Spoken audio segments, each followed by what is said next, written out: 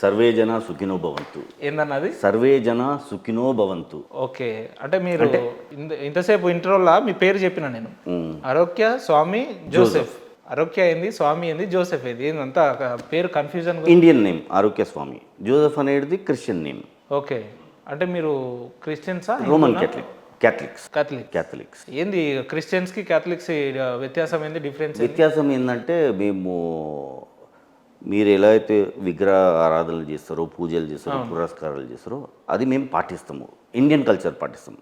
భారత సంస్కృతి ఏదైతే ఉందో మొత్తము అదంతా మేము పాటిస్తాము. ఎలాంటి భేదాలు ఉండదు. అన్ని మతాలను గౌరవిస్తాము, అన్ని మతాలను స్వాగతిస్తాము. ఎక్కడ ఎటువంటి విభేదాలు ఉండవు. లేదు. బొట్టు పెట్టుకుంటారా? ప్రసాదం ఇవ్వండి. బొట్టు పెట్టుకుంటారా మీరు? ప్రసాదం కూడా ఇవ్వండి. ఓకే, ప్రసాదం కూడా తింటారా? బొట్టు పెట్టుకుంటారు. గుడికి వెళ్తారా? గుండు కూడా కొట్టించుకుంటామండి. అన్న విచిత్రంగా ఉంది. గుండు కూడా కొట్టించుకుంటాము, మేము అర్పించుకుంటాము. ఇప్పుడు మాకు మురు ఉంటుంది, దేవుడా నాకు ఇది చేసి పెట్టు, నేను అర్పించుకుంటాను అంటే యేసుప్రభు తల్లి మరియమ్మ తల్లి ఉంది కదా, ఆవిడకి వేడుకుంటాము. ఆవిడ యేసుప్రభు తల్లి ఆవిడ.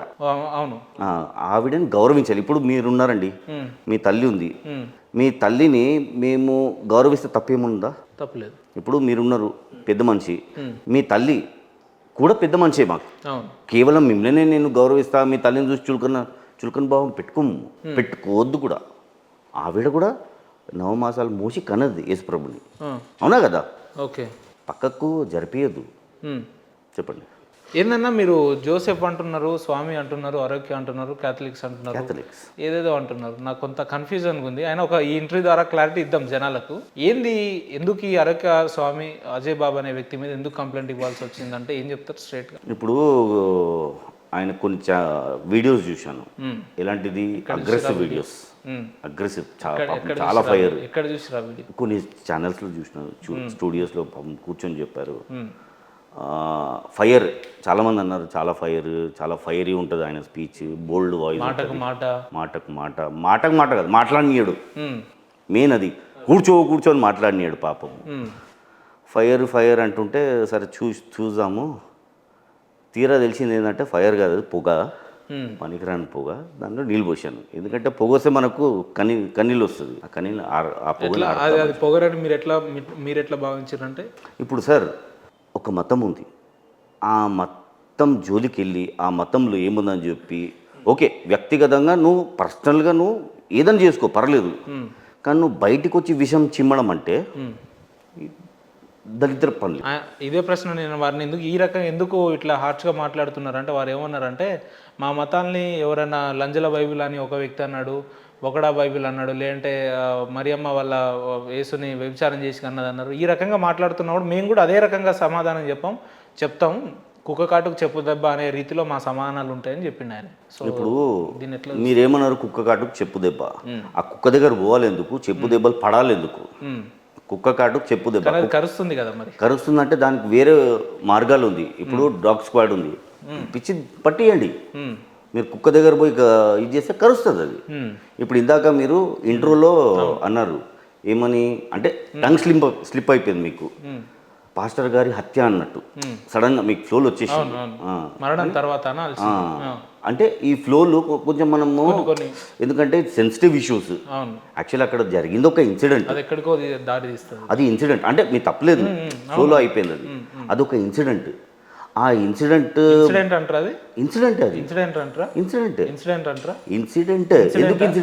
ఎందుకంటే unless and until it is declared by police officials. వాళ్ళు అఫీషియల్లీ డిక్లేర్ చేస్తే అవును ఇది హత్య, దీని వెనుకల వీళ్ళు ఉన్నారు అంటే అప్పుడు మనము దాన్ని నిర్ధారణ తెచ్చుకోవాలి. ప్రవీణ్ గారి మరణం అనుమానాలు ఉన్నాయని చెప్పి పాస్టర్లు అంతా ఎవరు పిచ్చోళ్ళా, ఎవరంతా అదే అంటున్నా కదా.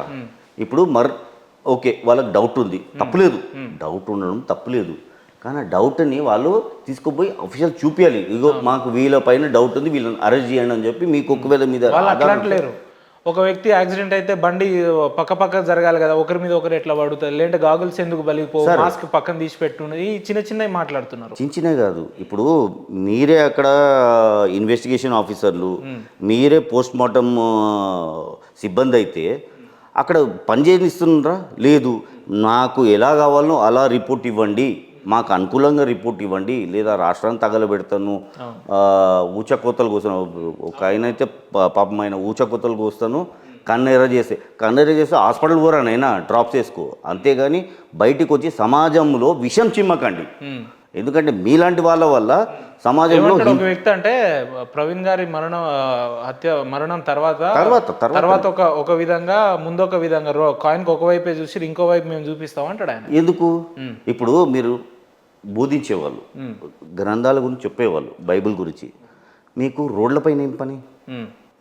రోడ్లపైన ఉన్నా కానీ శాంతియుతంగా మాట్లాడాలి, దీన్ని పరిష్కరించుకోవాలి. అంటే రోడ్లపైన ఏం పని అంటే మనుషుల్ని చంపేస్తూ నరికేసి వెళ్ళిపోతే కూడా మాట్లాడుకుని వాళ్ళ ఉద్దేశం అది. అదే అంటున్నా, ఇప్పుడు చంపేశారు అంటే దాన్ని మీరు బట్టబయలు చేయండి, ఇట్లా కాదు. This is not the way. రోడ్ల మీద ఇప్పుడు మొన్న ఒక స్త్రీ, ఒక లేడీ ఎవరో, ఆడవాళ్ళందరూ బయటికి రావాలి, మనము నిలదీయాలి. ఆడవాళ్ళు ఎందుకు అసలు ఏం చేయాలనుకుంటున్నారు మీరు? స్త్రీలందరూ బయటికి రావాలంట, నిలదీయాలంట, ధర్నాలు చేయాలంట. ఏంది ఇది? ఎక్కడ తీసుకొని పోతారు? స్త్రీలతో ఏం పని మీకు రోడ్ల మీద? ఇప్పుడు వాళ్ళ సంసారాలంతా ఇప్పుడు అయింది, ఇంత పెద్ద ఘటన జరిగింది, మళ్ళీ ఇంకొక ఘటనలు జరగాలన్నా? ఇప్పుడు వీళ్ళందరూ బయటికి వస్తే మళ్ళీ లా అండ్ ఆర్డర్ ప్రాబ్లమ్స్, మళ్ళీ ఏదో ఇష్యూస్ మీరు బాగుంటారు, వాళ్ళని రప్పించి మీరు హాయిగా ఉంటారు, మీకేమో దెబ్బలు తాకుతుందా? ఏదో ఒక స్టేక్ దెబ్బ తాకింది అనుకోండి, ఎవరు తిడతారు? మళ్ళీ అదే ప్రభుత్వం తిట్టాలి, మళ్ళీ అదే ప్రభుత్వం నిలదీయాలి. ఏ పిచ్చిగా ఉందా వీళ్ళకు? అవునా కదా? ఇప్పుడు అక్కడ అంటే ప్రవీణ్ గారు చనిపోయిన తర్వాతనే మీరు అజయ్ బాబు గారి మీద ఎందుకు కంప్లైంట్ ఇచ్చారు? ఇదివరకు ఇచ్చి ఉండొచ్చు కదా. ఇదివరకు కూడా ఆయన చాలా ఇంటర్వ్యూలలో చాలా వైల్డ్గా మాట్లాడిన సందర్భాలు ఉన్నాయి. కరెక్టే. ఇప్పుడు ఆ ఇంటర్వ్యూస్లో ప్రతి దేవదేవతలను దూషించారు. ఓకే. సీతమ్మ తల్లి గురించి కూడా అసభ్యంగా మాట్లాడారు, తప్పది. తర్వాత మళ్ళీ తెలిసింది ఏంటంటే యేసు ప్రభు విగ్రహం దేవండి పలగొడతా అన్నాడు నా ఇంటర్వ్యూలోనే. అదే మరియా విగ్రహాన్ని తేండి పలగొడతా. ఆయన ఏ కాన్సెప్ట్లో అన్నాడు అంటే బైబిల్లో విగ్రహ ఆరాధన ఉండదు కదా, దానికి వ్యతిరేకంగా ఇప్పుడు ఉన్న వాళ్ళంతా చేస్తున్నారు కాబట్టి నేను దాన్ని పలగొడతా, తప్పులేదు అన్నాడు. ఉంటుందా బైబిల్లో విగ్రహారాధన? ఉంటుందా సార్? ఇప్పుడు మేము విగ్రహారాధన చేస్తాము, ఆ ఆరాధన చేసేటప్పుడు మేము కొలిచే దైవాలు మేమని కాదు. విగ్రహారాధన అంటే ఏంది? అది సనాతనంలో ఒక భాగం. బొట్లు సనాతనంలో ఒక భాగం, చీర కూడా సనాతనంలో ఒక భాగం. మీరు బైబిల్ని అనుసరిస్తారా? మీరు బైబిల్ నేను చర్చికి వెళ్తాను. అలే బైబిల్ని మీరు చదువుతారా? చర్చికి వెళ్తాను సార్. అరే అంటే చర్చికి వెళ్ళడం అంటే ప్రతిసారిస్తాను, మర్యాద ఇస్తాను. బైబిలే కాదండి, భగవద్గీత బైబిల్లో ఉందా? నేను చదవలేదు రాజా, నేను చదవలేదు బైబిల్. మీరు బైబిల్ చదవండి, చర్చిలకు ఎందుకు పోతున్నారు మరి? అట్లా అది ప్రశ్న కాదు, ఇది నా ఇష్టం, వ్యక్తిగతం. అది నేను పోను నా ఇష్టము. కానీ చర్చికి వెళ్తా అన్నారు కదా, ప్రతి చర్చికి వెళ్తారు కదా. నాకు టైం దొరికిన చర్చికి వెళ్తాను. చర్చికి వెళ్తే ఆడ ఏం చేస్తారు మీరు? చర్చికి వెళ్ళి ప్రార్థన చేస్తాం. ప్రార్థన అంటే మాది వేరే విధానం ప్రార్థన ఉంటుంది. మామూలుగా అన్ని చర్చిలలో బైబిల్ని చూసుకుంటే అందులో శ్లోకాలు చదువుకుంటూ. మా దాంట్లో ఎట్లా అంటే బైబిల్ ఖచ్చితంగా లేదు, ఖచ్చితంగా తెచ్చుకోనే అవసరం ఉండదు. చర్చిలకు వెళ్తే అక్కడ ఏదంటే కొన్ని బైబిల్ గురించి చెప్తారు, మేము ఏదో వినేస్తాం, ఆ పూజలో పాల్గొంటాం, వచ్చేస్తాం.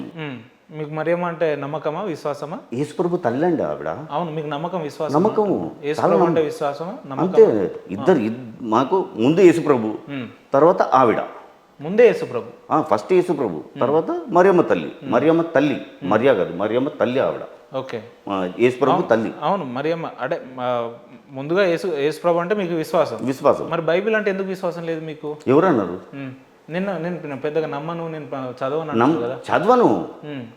చదవను అంటే నమ్మకం లేదని కాదు, చదవను. ఒకసారి అది చదివితే బాగుండనే ఆలోచన మీకు ఎప్పుడు రాలేదా? అవసరం లేదు. ఇప్పుడు మనకు కావాల్సింది ఏంటి? ఫస్ట్ ప్రాక్టికల్గా ఉండాలి. సిచ్యువేషన్స్ ఎలా ఉంది సిటీలో, మన చుట్టుపక్కల ప్రాంతాల్లో. ఎందుకు పోతారు మీరు చర్చిలకు? ఎందుకు పోతారు మీరు? ఏది మీరు చర్చిలకు ఎందుకు పోతారు ప్రతి సండే? మొక్కులు తెచ్చుకోవడానికి. ఏ రకంగా మొక్కుతారు? ఏం చెప్తారు అక్కడ? అంటే మీరు అక్కడ నుంచి ఏం నేర్చుకుంటారు చర్చ్ నుంచి? శాంతియుతం, శాంతి, సమాధానం, ప్రేమ, ఇతర పట్ల గౌరవము, ఇతరుని ధిక్కరించొద్దు, పెద్దవాళ్ళకు మర్యాద ఇవ్వాలి, చిన్నవాళ్ళకు కూడా మర్యాద ఇవ్వాలి. ఇవన్నీ బైబిల్లో ఉంటాయా? నేను చదవలేదు అంటున్నా కదా.